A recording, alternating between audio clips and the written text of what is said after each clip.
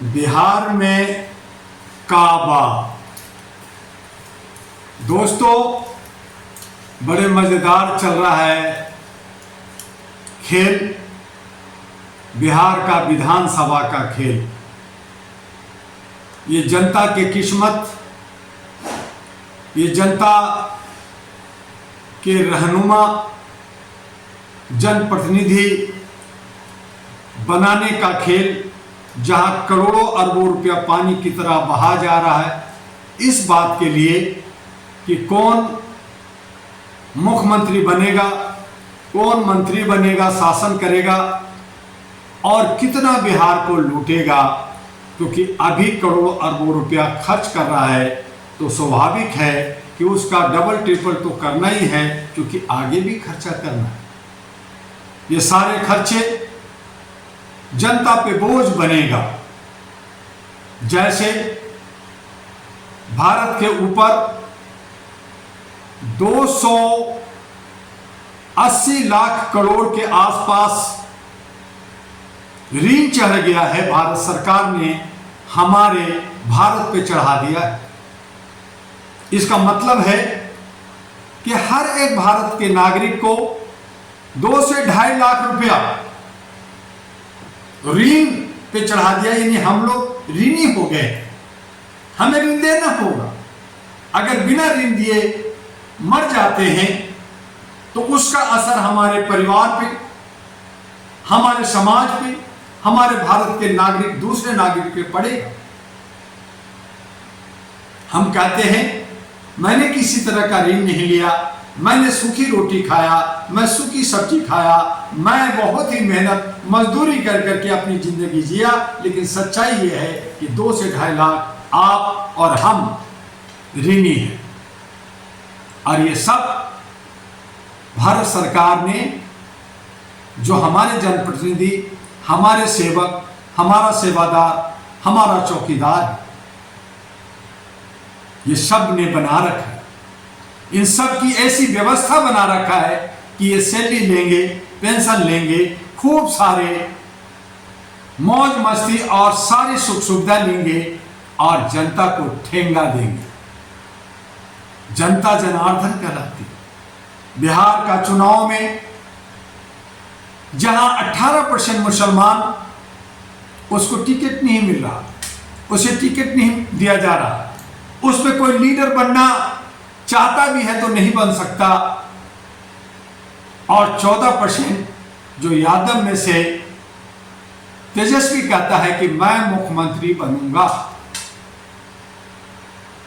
और शाहनी वीआईपी का पार्टी का, जिसकी कुछ ज्यादा कोई औकात नहीं, 2% 2.25% मल्लाह जो बिहार में रहते हैं, उसने घोषणा कर दिया है मैं मुख्यमंत्री बनूंगा। यानी 14 और 2 16%, जिसकी हिस्सेदारी, भागीदारी चुनाव के वक्त में बहुत ज्यादा से ज्यादा, अगर 50% मान ले तो 8% के लोग मुख्यमंत्री और उप मुख्यमंत्री बनने की दावा ठोक चुके। इंडिया के अंदर राहुल की टीम भी है, माले के कम्युनिस्ट के भी टीम है, और लोग भी हैं, उनको मिलेगा ठेंगा। मुसलमान 18% इनको दे वोट और 38% अति पिछड़ा ले दे इनको वोट। यही है वहां की नीति और रीति।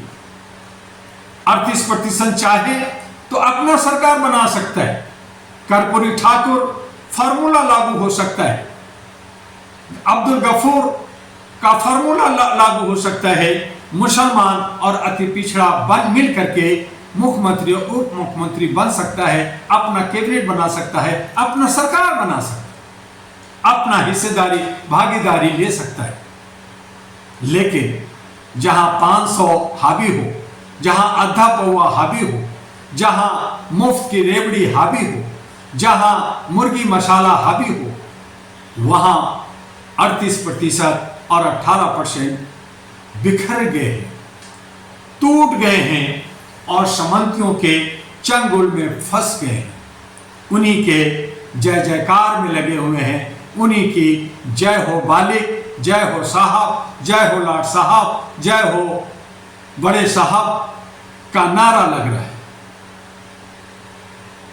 इस तरह से एक घुसपैठ करने की पूरी कोशिश किया या कर रहा है वह है प्रशांत किशोर पांडे। जन स्वराज, मैं मुसलमानों को हिस्सा दूंगा, अति पिछड़ों को दूंगा, उनको भी टिकट दूंगा, उनको भी मुख्यमंत्री, उन्हीं को मुख्यमंत्री बनाऊंगा, मुझे कोई लालच लोभ नहीं है। लेकिन सच्चाई यह है कि दोहरी नीति पैसा पैसा पैसा लूटने और इकट्ठा करने के सिवा प्रशांत किशोर का दूसरा उद्देश्य नहीं। मुसलमानों को मूर्ख बना रहे, अति पिछड़ों को मूर्ख बना रहे ये पांडे जी, जो बीजेपी के हाथ में मुहरा हैं या बीजेपी का बी टीम है। जैसे ओवैसी अपना धन दौलत बचाने के लिए वो बीजेपी का बी टीम के रूप में काम करके मुसलमानों को ठग रहे हैं, ओवैसी भी और प्रशांत किशोर भी बीजेपी का यानी एनडीए का, एनडीए यानी मोदी जी। वहां खेल होवल बा। नीतीश कुमार कुर्मी, जिनका 2 से 2.5-3% के आसपास ही संख्या है, अगर वोट देने की बात है तो 1-1.25% देंगे और वो मुख्यमंत्री बनेंगे। ब्राह्मण 2 से 2.5% वोट 1-1.5% देते हैं, कहीं बढ़ते हैं कहीं छटते हैं, तो वो मुख्यमंत्री और उप मुख्यमंत्री के दावेदार हैं। तो 2 से 3% के लोग, सामंती लोग बिहार के ऊपर राज करी और बाकी सब मूर्ख बनी बा। यही बिहार का समीकरण बा, यही बिहार के किस्मत बा, यही बिहार के भविष्य बा। कुछ ना मिली, सब के सब बिखर जाए और वही जंगल राज, वही गुंडा राज, वही लूट खसोट, पेपर चोरी, मजदूरी और बंधुआ मजदूर और ये जो है प्रवासी, जो बिहार के लोग अपनी रोटी खाने के लिए, अपने परिवार को पालने के लिए दूसरे राज्यों में जाए। ये सब कहते हैं कि हम बिहार का विकास करना चाहते हैं, इनके पास कोई प्रोजेक्ट नहीं है। मैंने बहुत सारे प्रोजेक्ट इनको दिया, चोरी किया, कुछ सीनाजोरी किया, उस पर आगे नहीं बढ़ना चाहते, चूंकि सिर्फ लूट की राजनीति करना चाहते। मैंने चाहा था कि मानवीय मूल्यों का वहां प्रतिस्थापना हो, वहां पे जिसकी जितनी हिस्सेदारी उतनी उसकी भागीदारी मिले, आर्थिक आज़ादी मिले, बेरोजगारी खत्म हो, शिक्षा स्वास्थ्य फ्री हो और मुफ्त की रेवड़ी जो बाकी चीजें बांटी जा रही है, 10,000 दूंगा, 30,000 दूंगा, ये दूंगा, वो दूंगा। अगर तुम्हारे दम है देने का तो 100 रुपए के स्टैंप पेपर पर सुप्रीम कोर्ट, हाई कोर्ट या इलेक्शन कमीशन से एफिडेविट भर करके जनता के बीच में दे। नहीं, ये तो जुमलाबाजी होगा। ये तो हम बोलते हैं इलेक्शन के बाद ठेंगा भा। तो जनता मूर्ख बन रही है, पहले भी बनी, अभी भी बन रही है। अब बहुत मुश्किल से 10 दिन रह गए हैं। अब इस 10 दिन के अंदर क्या क्या होगा? अभी तो बहुत सारे लोग दल बदलू इधर से उधर हो रहे हैं, टूट रहे हैं, फूट रहे हैं, इनकाउंटर हो रहे हैं, गाली गलौज हो रहा है और एक दूसरे पे कटाक्ष हो रहे हैं, एक दूसरे को बदनाम करने। CID CBI सतर्क है, लेकिन जो सामंती लोग हैं, जो पावरफुल लोग हैं, वो दूसरे को कुचल रहे हैं और बाकी लोग मर रहे हैं। ये सब खेल बिहार में चल रहा है। शांति से, सद्भावना से चुनाव निपट जाए, ये अभी बहुत संशय में बना हुआ है। हम आप सब धोखा खा रहे हैं। जो चतुर और चालाक है वो रोटी सेक रहे, मुख्य मुद्दा से भटका रहे हैं, इधर उधर भटकाकर बिहार चुनाव को जीतना चाहते हैं, ताकि बिहार जीतेंगे तो फिर उन्हें बंगाल, आसाम, केरला, तमिलनाडु और फिर उत्तर प्रदेश उनको जीतना और आसाम को जीतना आसान हो जाए।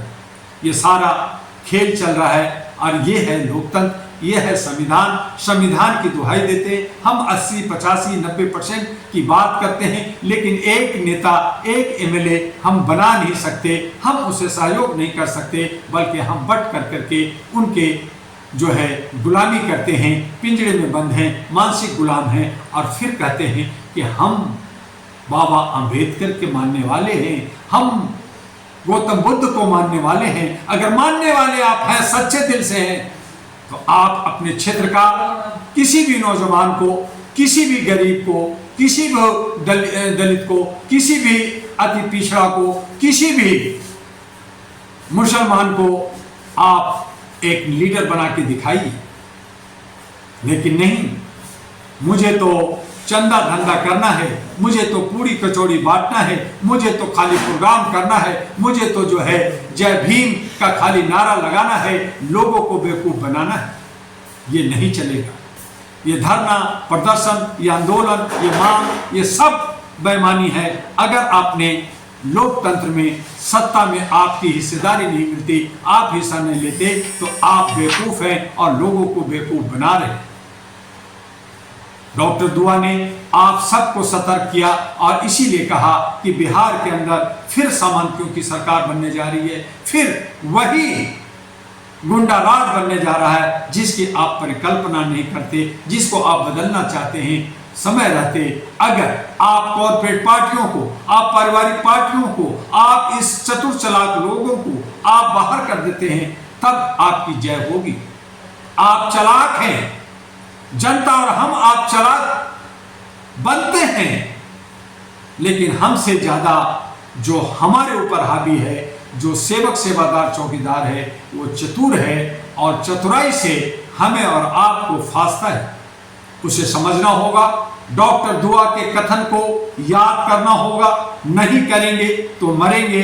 जन क्रांति की बात करें या हो हंगामा की बात करें, हक लेने की बात करें, जब समय रहते आप नहीं करेंगे तो समय बीतने के बाद अब पछतात होत क्या, चिड़िया चुग गई खेत।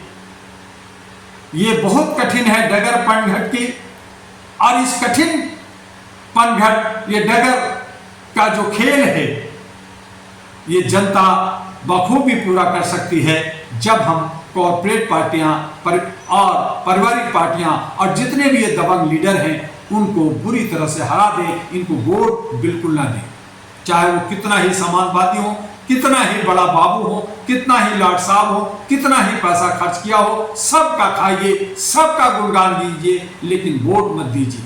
हाँ, सवाल उठता है कि अगर मशीन में चोरी हुई, जैसे बैलेट में चोरी होता था, मशीन में चोरी हुई, इलेक्शन कमीशन ने अगर चोरी चमारी किया, कितना करेगा? उस पर भी हमें और आपको देखना होगा और उस पर भी आवाज उठाना होगा। इस व्यवस्था को भी बदलना होगा, नया विकल्प बना करके डॉक्टर दुआ के साथ यानी एएनपी अहरा के साथ खड़ा होकर एक नया सवेरा, एक नया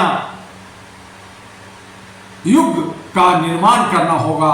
और ये सब जो हमारे 65 करोड़ युवा युवती भारत के अंदर हैं, उन्हें ही निभाना होगा। जात पात, ऊंच नीच, तमाम चीजों को छोड़कर उनसे ऊपर उठकर हमें आगे बढ़ना होगा। नहीं तो हम सब मारे जाएंगे, नहीं तो हम सब इनके हाथ के कठपुतली बनकर रह जाएंगे।